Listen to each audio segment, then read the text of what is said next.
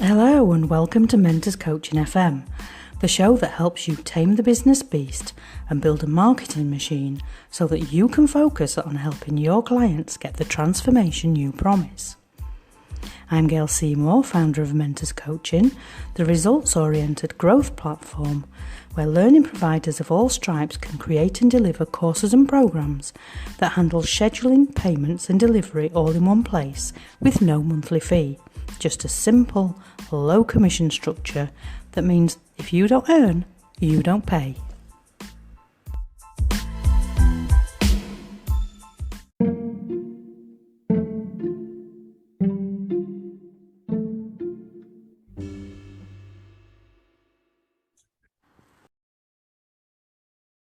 Hello, my lovelies, and today I have with me a very special guest. We have Pete Mohr, who is a long-time entrepreneur, also runs a podcast, and has a 5 P's formula for success, which are, I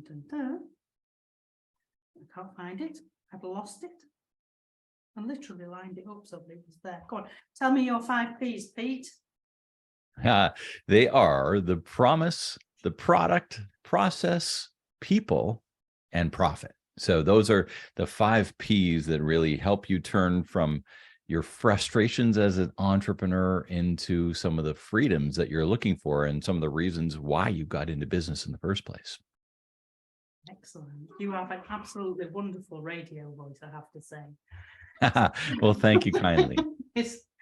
And so today, we're going to take a very deep dive into the first of those 5 P's and talk all about promise. Yeah. But before we do that, Pete, what I'd really like you to do is take 5 minutes or so to introduce yourself in your own words to our audience. Tell us who you are, what you do, and more importantly, how you got to where you are.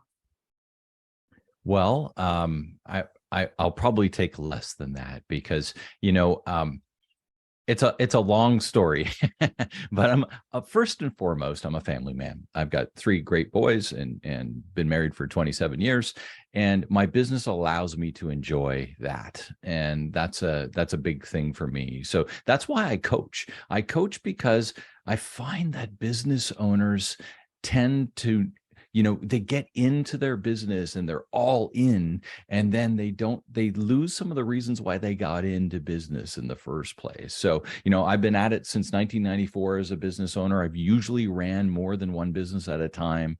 I've had the right process, the right people, all the things, the 5 P's that we set up, and we can chat a little bit about that. But having the ultimate clarity of what you want out of your life is the most important thing so that you can set up your business to deliver that. And so that's what I've spent a lot of time setting up with Simplifying Entrepreneurship. And that's what I talk to most of the time with my clients and helping them through a lot of that sort of stuff and gaining clarity. Because it's my belief, Gail, that clarity creates confidence and confidence ignites momentum. And when you have momentum in your business, there's a lot of creativity. There's a lot of interesting things happening. And it's up to you as the business owner to sort of work through that stuff. So who do you talk to? If you're a solo entrepreneur, which I know a lot of your business owners or business people that are listening here today are, who do you actually talk to? Because typically, your partner at home probably is tired of hearing of it. And your friends may not even understand what the heck you're talking about unless they're doing kind of the same sort of thing as you are. And if you do have a couple of people on your team, your team members maybe aren't exactly open with you as much as you maybe have an open door policy.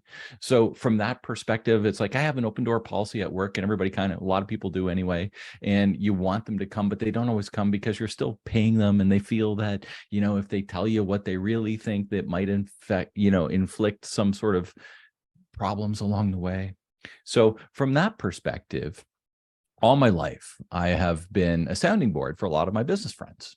And they're like, hey, what do you think about this? What do you think about that? And so several years ago, I started Simplifying Entrepreneurship, and I started actually coaching people formally as opposed to informally, and working through their trials and tribulations as business owners and helping deliver back to them their better life. Because it's my opinion, Gail, that everybody buys a better life. And when we first get into business, we're thinking about all those things. Why do I want to work for myself? And you're thinking about the better life. It's like, in your case, you live in Greece. You have a beautiful view of the ocean. It's like, I can do that because I'm in my own business, right? And that was your ideas of what you wanted, right? And I'm putting that in your language right now because we talked about it before we hopped on. But it doesn't matter really what your ideals were when you first started. They're uniquely yours. And that's the thing. As a business owner, you can start setting your business up to deliver what it is you want out of your business. And if you haven't done that, and you're finding yourself, 1 year, 3 years, 10 years down the road, and you're just kind of mired down in the frustrations, and you haven't kind of gone back to revisit why you became a business owner in the first place and aren't enjoying some of those benefits, then there's some work to do. And so that's along the way. I've owned lots of different businesses. I've bought and sold businesses, helped people buy and sell businesses as a business broker, done a lot of different things. I've been in trade, been in retail, but that's why I do what I do today, is because I want to help business owners live a better life. Excellent.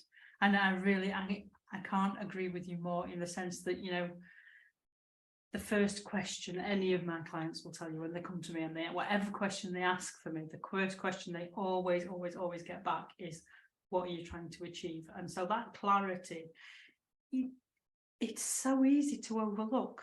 So many people jump 2 and 3 steps ahead and into the doing of things without ever laying those foundations of, first of all, what it is that they want themselves, and then who they need to get in front of for that to happen, and then what those. So I kind of break it down into those 3 steps, which kind of leads us into the main discussion for today, that we really want to talk about this whole getting your promise, the first of your 5 Ps. And so how do you explain what the requirements are to have this promise to somebody who's done that whole jumping ahead thing? How do you rein them back and get them to focus on those basics? Well, there's a few different ways of looking at a promise. So in my usual 5P structure, we talk about the promise to your clients. Okay. But based on what we just talked about, you need to have the promise to yourself too. And that's interesting too. And I've created a whole planning system. It's a planner basically.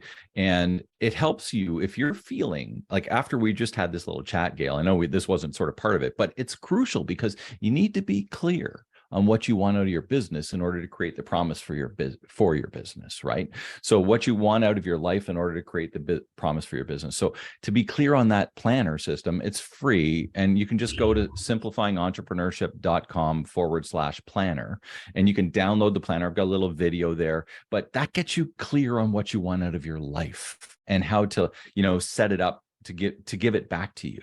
And then we get into this, which is the promise of your business. So we can look at this as the overarching promise of your business, or maybe for you listening today, you're thinking of adding on something to your business, like a new sort of wing of your business. You can look at it for that too, because you can break the promises down into certain areas of your business too. But here's the overarching thing around promise. There are 3 steps to a promise. One is, what problem is your client suffering? That's where it starts. Understanding who your client is and going through all that sort of stuff, which I'm sure you've chatted about and all that kind of thing in the past on your podcast here. But understanding your ideal client and really getting into their heads as what they want, not only from you, but in life in total, is the full understanding. And then your little piece of that is delivering that. So what's the problem that you can solve for your client? And then the next step is, what are your unique structures to help them through that problem that are different than anyone else's, so that the third part, they can live a better life? I'm going back to it again because it's the same structure. Everybody buys a better life. If you can't show them the transition from, on this cliff to this cliff with the big valley in between. I need to get over there to my better life, and I've got some work to do. And here's the steps. And that's the, for if anybody's watching, that sort of, you've got the cliff on the left and the cliff on the right and your valley in the middle. So what are the steps in between in order that they can get to that next cliff? And from that side of things, those are the 5 P's that we talk about. And the first one is truly understanding your promise. And that promise really is the heart and soul of your business. One of the other lines I used already today was clarity creates confidence, and confidence ignites momentum. So if you have clarity in your promise, not only for you and for any of your outsourced partners that you work with, and if you're a solopreneur, you might have an outsourced bookkeeper, an outside marketing team, or any of those kind of things. You've got basically all of these things, but they need to know your promise. So when we lay out the people portion, which is the 4th P, there's 3 different types of people that need to know your promise. One is your ideal customer, right? 2 is any of the other people that help deliver your promise, whether you have a team or whether you outsource some of them or whatever the case is. And 3 is you've got your own team, right? If you do have a team. So you've got your ideal client, your team, and all of those outsourced partners that help deliver your promise. They all need to know what the promise is, what problem they're solving or helping you solve. What's your unique structure in order to get there? And what does their life look like after they've used it? And that's one of the things that a lot of people stop on. They don't outline that. They don't use it in their marketing. They say, okay, I know you got a problem. Let's say we have a marketing agency. Your problem is you don't have enough marketing, skills, and you can't get it done. And so how do we do that? How do we set that up? Well, we'll take over the stuff. We'll do all your things for you, whatever your unique process is. But then they stop there, thinking that everybody sort of already understands what the better life is. Well, not everybody does. And so you need to use that in showing them, what does the better life look like? If we take care of your marketing, here's what the better life looks like. You have time to get more clients, and you have time to work, in more in your, what I call your love it zone, and so that you're not invading your time, because everybody only has 24 hours in a day, right? So in everybody's promise, you want to show them how they can get some of their time back. Right? Everybody wants more time. We're all out of time. And so there's only so much there. There's 24 hours in a day. You can't buy more and you can't use less. So if you're always feeling like you're out of time, what can you start to parse off? And that's another sort of thing that I do. It's called Love It or Leave It. And I've got a whole program around that. But from that perspective, understanding those kind of things on how you can help your clients through, if it's in their leave it zone, if they really don't like to do what you do and what your offer is, then you need to show them how you can alleviate the pain in your promise, because that's what they're going to buy. Excellent. So now, say you have somebody who is aware that they need to articulate the promise, probably know what it is that they do, but they just don't have or they think they don't have the skills to articulate the promise. What are your sort of top tips for somebody to actually, first of all, to get past this whole I can't articulate it mindset? Because I'm firmly of the belief that the best person to articulate the promise is usually the business owner, or because they know it better than anybody else. So how do they get past the mental block, and then how do they actually structure that process of diving in to pull out the bits that they need? Use that framework. So what is the problem? Write it down. Take one sheet of paper for each of these things. What's the problem? Write down all the problems you think your client has, and then just write them all down. And then the next piece is, how do you uniquely solve them? And I usually like to put in my actionable steps beside each of the problems, so that you're forming this out. And what does their life look like better? So you can either take one sheet of paper and divide it in 3 and just lay that out, because that becomes the language that you use. And then we create what I call guiding principles. And guiding principles are around this idea where you want to have a theme. And I'll just throw it back into our footwear stores. So we own some stores here in Canada called Shoetopia. And our theme is look great and feel fantastic. So that's our promise in a nutshell, but in 4 words, right? So I call that a theme. And if I'm breaking out the theme, how do we do that? So first of all, what do we want to do? We want to help people look great and feel fantastic, right? That's the overarching theme of everything we do. And then how do we do that? Well, we have a whole sort of step and procedures that are in behind that everybody understands. It's like when they come in, how are they greeted? All this other sort of stuff, and how do we take them through the process of making them feel like I look great and feel fantastic so that they buy from us, because that's the better life we're showing them. And then when they buy, they feel as though they've got great service. They're walking out and they're looking back and they're saying, Shoetopia is my favorite shoe store. And so I've taken this down. You can take promises into different languages because people feel and see and smell and all of that stuff as well. It's not just here. So what we've done with our promise, and I call it the heart of Shoetopia model for that example, and we build heart models for different clients and stuff like that. But from what's your heart model? Well, our heart model at Shoetopia is look great and feel fantastic. Well, what does that mean?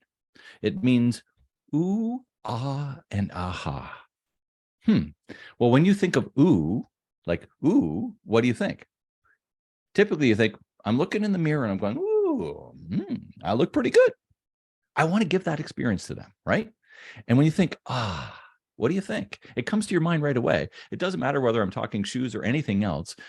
It's like, that's feel fantastic, right? It's like, these feel fantastic. So I can get them in front of the mirror, give them the ooh feeling, give them the feeling, and then give them the aha feeling, which is the other 9 letters. So we've summed it up in 9 letters that are vocal and feeling as well.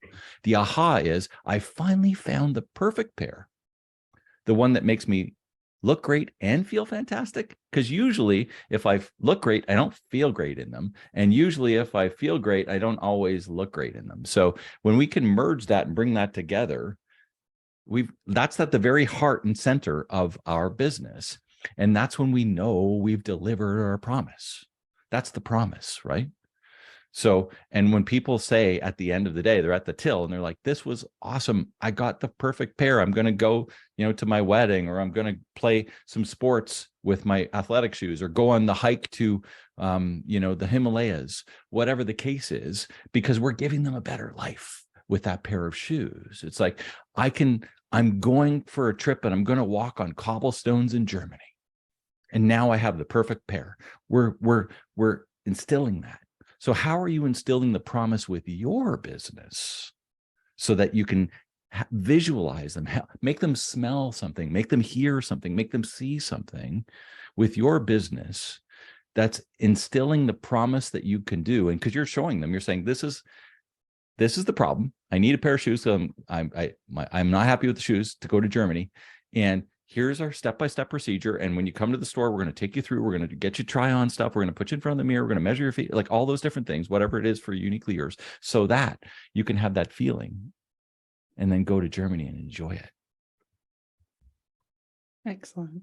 So I often talk about how so many people, you're always told, people used to say, sell the features, not the benefits, or, benefits, not the features. Sure. Yeah. And those 2 things they're a nice start, but they're not. If you're selling features or benefits, you're really not answering that question of, what's the better life. And I love the way you articulate it there, because I always have this sort of the 4-part thing of, you have the feature and what's the benefit of the feature. Okay, we've got the basics, but what does that allow you to do? And so it's the experience, which is, as you say, the better life. And then we end that with the emotional impact of the experience. And so it is taking the features and benefits, those 2 extra steps makes such a huge difference because you're connecting with people in a way, you talk about experiences and benefits, they connect in a way that features and benefits just never will. So now, I mean, a lot of times people can find the features themselves online now, right? Like if we're going to talk a pair of shoes, they can get all the specifics they need. If it's a 4 mil drop, or if it's a wide fit, or whatever the case, they can get all that online. They're coming into our store to try it on because they have a purpose in mind of how they want to use it. And that's our job, to find out what's that purpose and how can we deliver to you the best footwear in order to give that to you. And when I look at it from Simplifying Entrepreneurship, it's the same sort of thing. Most of my clients are feeling overworked, overwhelmed, frustrated, all that sort of stuff. And so what do? We use frameworks and systems and tools and conversations around cleaning that up to give you back your time and to give you back the things that you want to do, whether they're relationships or traveling. Or one of my clients, hadn't been on a vacation in 5 years, more than 3 days, so stuff like that. It's like, we need to work through that kind of thing. And when you're showing the pathway to that, that's the big thing with the promise, right? You need to give them empathy around the fact that you understand what it is they're going through. yes, Right? That empathy part is so important. Prove your professionalism in that middle and saying, I have the tools, the programs, the whatever it is, the action steps in order to deliver what it is you truly want. That's the promise. Yeah. So I usually sort of say, if you articulate the problem, and a lot of time you actually are, because you know what's going on, sometimes you articulate the problem better than the person that you're dealing with can. And I always tell my clients that if you can articulate your client's problem better than they can, they're going to assume that you have the answer, because, you've been there. Yay, finally, somebody who understands me. And so it's that sort of thing. And then if you can articulate the answer, then the client assumes that you can deliver it. So those are the things. Yeah. So, do you have, if you were to have a very, very minute amount of time with somebody, what is your absolute top tip for finding that promise when you're stuck? What's the one thing that will help people get unstuck, do you think? To get unstuck, I think the biggest thing is to truly understand what your client wants before you understand what their problems are. And that's why we've been focusing more on that back end. And I think a lot of times people focus more on the front end. So for me, if you start from what they want and work back to what are the problems that they're suffering because they want that, I think that's the best starting point. So in the conversations, whatever you're hearing from people that are talking to you of what they want, it's more important to listen and ask about what they want in life so that you can find out the methodology and the tools and whatever it is you need to deliver that to them. Because people buy a better life, right? They will buy to solve their problem, but ultimately they're buying to solve their problem because they want a better life. So if you start with what they want and work your way backwards, I think it's a better way to go. Excellent. So we really do. It's just always nice to have somebody who has that same sort of approach of back to basics. Just go back. It's always the same thing, isn't it? If you're stuck, go right back to the basics, and that's usually where the missing piece is for me. So before we wrap up, two last things to ask you. First of all, if somebody wants to connect with you to continue the conversation, to maybe work with you, what is the best place to find you, and what would be the first step for them? Well, like you said, back to basics. And that is the name of my business, Simplifying Entrepreneurship. So if you Google Simplifying Entrepreneurship, You'll basically find my business. We're at simplifyingentrpreneurship.com. You'll find me. You'll find our podcast. You'll find all sorts of other things. My name's Pete Mohr, Mohr, on LinkedIn the most, but it's pretty easy to find me out there if you just either type in my name, Mohr, Pete Mohr, or Simplifying Entrepreneurship, and I will show up there for you. Love to have a chat with anybody who's interested in continuing on the conversations from today. Excellent. And I will also include your details in the show notes so people will be able to connect from wherever they're listening.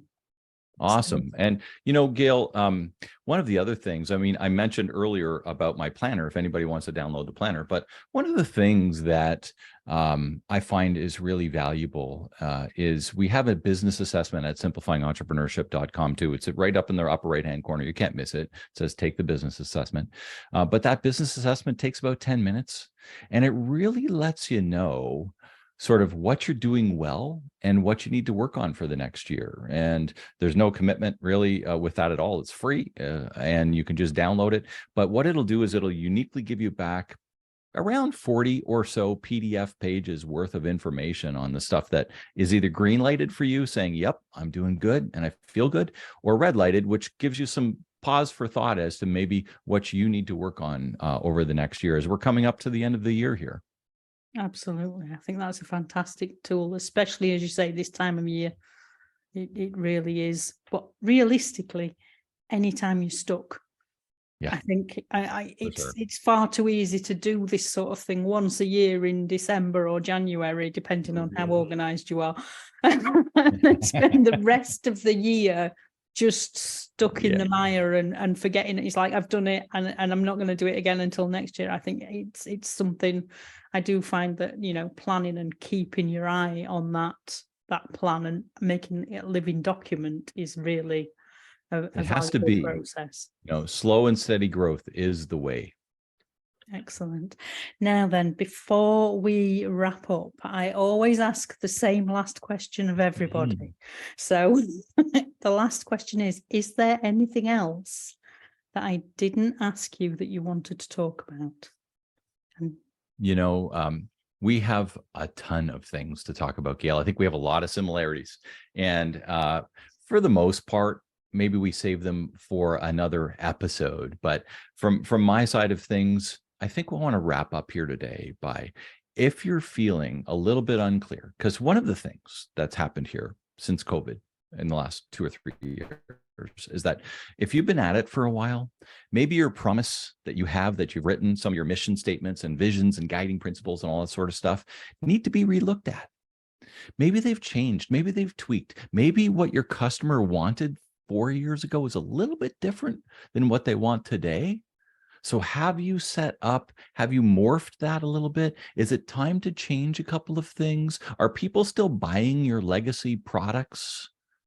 Do you have the right people to give the service that your customer now wants, that their promise may have changed a little bit?